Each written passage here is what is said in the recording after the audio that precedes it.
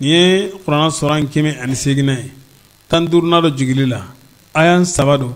kelema 10 harafu 42 ay fo ama ko kawthar kawsaru ye hera caman ye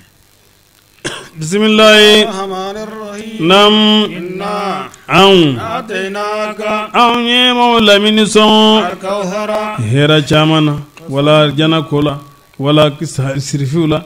wala akmana ona nyona caman kawthara kuma min nana la ka cayan kosobe abela jelen bi siganye kawthara ko mino frado ni mami minala eti mino zuni jonde bi mela ala kira kanu bawo jonde bi minala ala kira ka sunna la batul bawo jonde bi mela silamon jonde bi mela ala jonyumon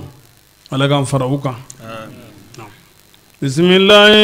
salli ikasali rabbika imai wanhar do sali don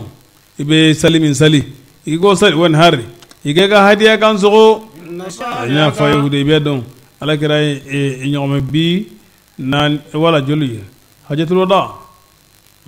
nya mekeme ko kan sogo ude be don bi woro an saba o ya yere bolo miki nam bi saba ali bin abi talib o kantige nam nashanaka ijugu huwa ode ko tigelenye asbun wail ale ko tigelen sabu ala kira sallallahu alaihi wasallam ale togodu man korta leido wati bila jelena salibi welena togoye je fantan nan bila jelena fuka dugolo meleke dongo do mo bisali ala kira ka sallallahu alaihi wasallam ala kira bonen no sirifuye olu de ka cani shibbe la jelenye olu de barkalen be ka teme shibbe la jelenka ale dum mata la ko don yere